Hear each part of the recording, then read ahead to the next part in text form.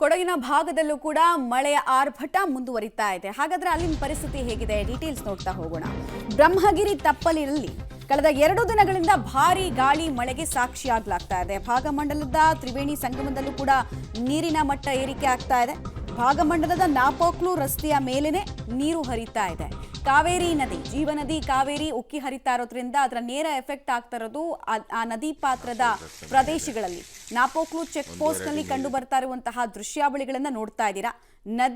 ನದಿ ಯಾವುದು, ಅಲ್ಲಿ ರಸ್ತೆ ಯಾವುದು ಅಂತ ಕೂಡ ನಾವು ಡಿಫ್ರೆನ್ಶಿಯೇಟ್ ಮಾಡೋದಕ್ಕೆ ಸಾಧ್ಯನೇ ಇಲ್ಲ. ಅಷ್ಟರ ಮಟ್ಟಿಗೆ ನೀರಿನ ಸೆಳೆತ ರಸ್ತೆಯಲ್ಲೇ ಇರೋದು ಕೂಡ ಕಂಡು ಬರ್ತಾ ಇದೆ. ಬ್ರಹ್ಮಗಿರಿ ತಪ್ಪಲಿನ ಬಗ್ಗೆ ನಾವಾಗಲೇ ಮಾಹಿತಿ ಕೊಡ್ತಾ ಇದ್ವಿ. ಅತಿ ಹೆಚ್ಚು ಗುಡ್ಡ ಕುಸಿತದಂತಹ ಭಯಾನಕತೆಗೆ ಸಾಕ್ಷಿಯಾದಂತಹ ತಪ್ಪಲು ಪ್ರದೇಶ ಕೂಡ ಹೌದು.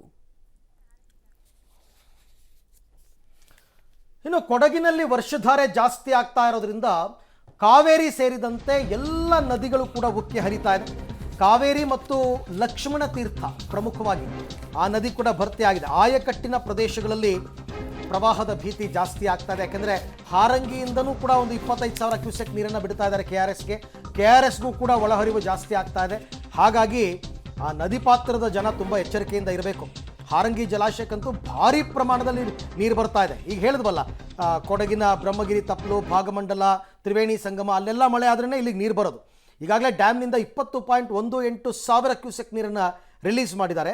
ಅದು ನೇರವಾಗಿ ನಿಮಗೆ ಕೆ ಆರ್ ಎಸ್ ಡ್ಯಾಮಿಗೆ ಬರುತ್ತೆ, ಕಾವೇರಿ ನದಿಗೆ ಬರುತ್ತೆ. ಜನರು ಮುಂಜಾಗ್ರತೆ ವಹಿಸಿ ಅಂತಂದ್ಬಿಟ್ಟು ಈಗೊಂದು 6-7 ವರ್ಷಗಳ ಹಿಂದೆ ಹಾರಂಗಿಯಿಂದ ಬಿಟ್ಟ ನೀರಿನಿಂದ ಪ್ರವಾಹ ಉಂಟಾಗಿ ಊರುಗಳೇ ಕೊಚ್ಕೊಂಡು ಹೋಗ್ಬಿಟ್ಟಿತ್ತು, ಜಮೀನುಗಳೇ ಕೊಚ್ಕೊಂಡು ಹೋಗ್ಬಿಟ್ಟಿತ್ತು. ಈಗಲೂ ಕೂಡ ಆ ಥರ ಆಗದಿರಲಿ ಅಂತಕ್ಕಂಥದ್ದು ನಮ್ಮ ಹಾರೈಕೆ ಅಷ್ಟೆ. ಕಳೆದ 2-3 ದಿನಗಳಿಂದ ಮಳೆ ಆರ್ಭಟ ಹೆಚ್ಚಾಗ್ತಿದೆ. ಮಳೆಯಿಂದ ನಾನಾ ಅವಾಂತರಗಳು ಕೂಡ ಕೊಡಗು ಜಿಲ್ಲೆಯಲ್ಲಿ ಮುಂದುವರೆದಿದೆ. ಅದರಂತೆ ಕೊಡಗಿನ ಏಕೈಕ ಜಲಾಶಯದಲ್ಲಿ ಒಂದಾಗಿರ್ತಕ್ಕಂಥ ಹಾರಂಗಿ ಜಲಾಶಯದ ಬಳಿ ಪಬ್ಲಿಕ್ ಟಿವಿ ಕೂಡ ಇರ್ತಕ್ಕಂಥದ್ದು ನೀವು ಇಲ್ಲಿ ದೃಶ್ಯದಲ್ಲಿ ನೋಡ್ಬೋದು. ಈಗಾಗಲೇ ಹಾರಂಗಿ ಜಲಾಶಯಕ್ಕೆ ಒಳಹರಿವು ಕೂಡ ಹೆಚ್ಚಾಗ್ತಾ ಇದೆ. ಹೀಗಾಗಿ ನದಿಯಿಂದ ಸಾಕಷ್ಟು 20,000 ಕ್ಯೂಸೆಕ್ಸ್ ಒಳಹರಿವು ಕೂಡ ಹೆಚ್ಚಾಗ್ತಾ ಇರೋದ್ರಿಂದ ಜಲಾಶಯದ ಡ್ಯಾಮ್ ಏನಿದೆ, ಈ ಡ್ಯಾಮ್ನಿಂದ ಸಾಕಷ್ಟು 14,700, 20,000 ಕ್ಯೂಸೆಕ್ಸ್ ಹೀಗೆ ಮಾನಿಟರ್ ಮಾಡಿಕೊಂಡು ನೀರನ್ನು ನದಿಗೆ ಹರಿಸಲಾಗ್ತಾ ಇದೆ. ಈ ನದಿ ನೀರು ಸಂಪೂರ್ಣವಾಗಿ ಕೆ ಆರ್ ಎಸ್ಗೆ ಹೋಗಿ ಕೂಡ ತಲುಪುವಂಥದ್ದು ಕೂಡ ಆಗ್ತದೆ. ಯಾಕೆಂದರೆ ಸಾಕಷ್ಟು ನೀರು ಕೂಡ ಕೊಡಗಿನ ಉತ್ತಮ ಮಳೆ ಆಗ್ತಾ ಇರೋದ್ರಿಂದ ರೈತಾಪಿ ವರ್ಗದವರಿಗೆ ಜೀವನಾಡಿಯಾಗಿರ್ತಕ್ಕಂಥ ಕಾವೇರಿ ಏನು ಹೇಳ್ತೀರಾ, ಆ ಕಾವೇರಿ ನದಿಯ ನೀರು ಸಂಪೂರ್ಣವಾಗಿ ಕೆ ಆರ್ ಎಸ್ನ ಒಡಲು ಕೂಡ ತುಂಬಿಕೊಳ್ಳುತ್ತೆ. ಹೀಗಾಗಿ ರೈತಾಪಿ ವರ್ಗದವ್ರಿಗೂ ಕೂಡ ಒಂದು ರೀತಿ ಖುಷಿ ಮತ್ತು ಆಶಾದಾಯಕ ಬೆಳವಣಿಗೆ ಅಂತಲೇ ಹೇಳ್ಬೋದು. ಆದರೆ ಏಕಾಏಕಿ ನೀರು ಒಂದು 20,000 ಕ್ಯೂಸೆಕ್ಸು, 14,000, 15,000 ಕ್ಯೂಸೆಕ್ಸ್ನ ಮಾನಿಟರ್ ಮಾಡಿಕೊಂಡು ಇಲ್ಲಿನ ಅಧಿಕಾರಿಗಳು ಬಿಡ್ತಾ ಇರೋದ್ರಿಂದ ನದಿ ಪಾತ್ರದ ಜನರು ಏನಿದ್ದಾರೆ ಆ ಜನರಿಗೆ ಒಂದು ರೀತಿ ಪ್ರವಾಹ ಭೀತಿ ಕೂಡ ಎದುರಾಗಿರ್ತಕ್ಕಂಥದ್ದು. ಯಾಕೆಂದರೆ 2018-19ನೇ ಸಾಲಿನಲ್ಲಿ ಆಗಿರ್ತಕ್ಕಂಥ ಪ್ರವಾಹ ಭೀತಿ ಮತ್ತು ಕೊಡಗಿನ ಭೂಕುಸಿತಕ್ಕೆ ಅಲ್ಲಿ ಹಾರಂಗಿಯ ಹೂಳೇನು ತುಂಬಿದೆ ಅದರಿಂದನೂ ಕೂಡ ಸಾಕಷ್ಟು ನಾನಾ ಅವಾಂತರಗಳು ಕೂಡ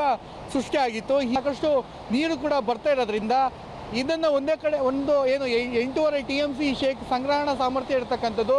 ಇದೀಗ 8 TMC ಆಸುಪಾಸಿನಲ್ಲಿ ಈ ಒಂದು ನೀರನ್ನು ಸ್ಟೋರೇಜನ್ನು ಇಟ್ಕೊಂಡು ಹೆಚ್ಚುವರಿ ಏನು ನೀರಿದೆ ಆ ನೀರನ್ನು ಇದೀಗ ಕಾವೇರಿ ನೀರಿಗೆ ಹರಿಸಲಾಗ್ತಾ ಇರ್ತಕ್ಕಂಥದ್ದು.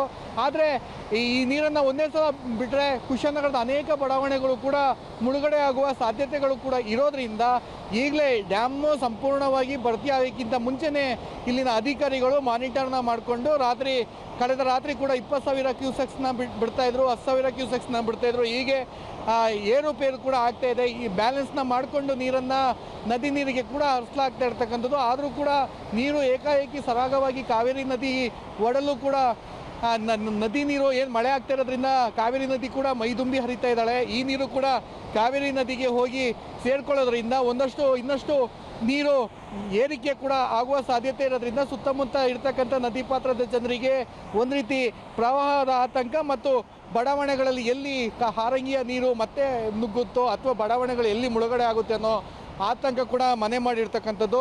ಆದರೆ ಒಟ್ಟಾರೆಯಾಗಿ ಕೊಡಗು ಜಿಲ್ಲೆಯಲ್ಲಿ ಸಂಪೂರ್ಣವಾಗಿ ಮಳೆ ಕೂಡ ಆರ್ಭಟ ಕೂಡ ಮುಂದುವರೆದಿದೆ. ಅಷ್ಟೇ ಅಲ್ಲದೆ ನಾನಾ ಅವಾಂತರಗಳು ಕೂಡ ಜಿಲ್ಲೆಯಾದ್ಯಂತ ಮುಂದುವರಿಯುವ ಲಕ್ಷಣಗಳು ಕೂಡ ಇದೆ. ಹವಾಮಾನ ಇಲಾಖೆ ಈಗಾಗಲೇ 20ನೇ ತಾರೀಕು ತನಕನೂ ಭಾರೀ ಮಳೆಯಾಗುವ ಸಾಧ್ಯತೆ ಇದೆ, ಜನರು ಎಚ್ಚರಿಕೆಯಿಂದ ಇರಿ ಅನ್ನೋದು ಕೂಡ ಮಾಹಿತಿಯನ್ನು ರವಾನೆ ಮಾಡಿರೋದ್ರಿಂದ ಜಿಲ್ಲೆಯಲ್ಲಿ ಜನಜೀವನ ಸಂಪೂರ್ಣವಾಗಿ ಅಸ್ತವ್ಯಸ್ತ ಕೂಡ ಆಗಿರ್ತಕ್ಕಂಥದ್ದು. ಅನೇಕ ಗ್ರಾಮೀಣ ಭಾಗದಗಳು ಕಗ್ಗತ್ತಲಲ್ಲಿ ಮುಳುಗಿದೆ ಅಂತಲೇ ಹೇಳ್ಬೋದು.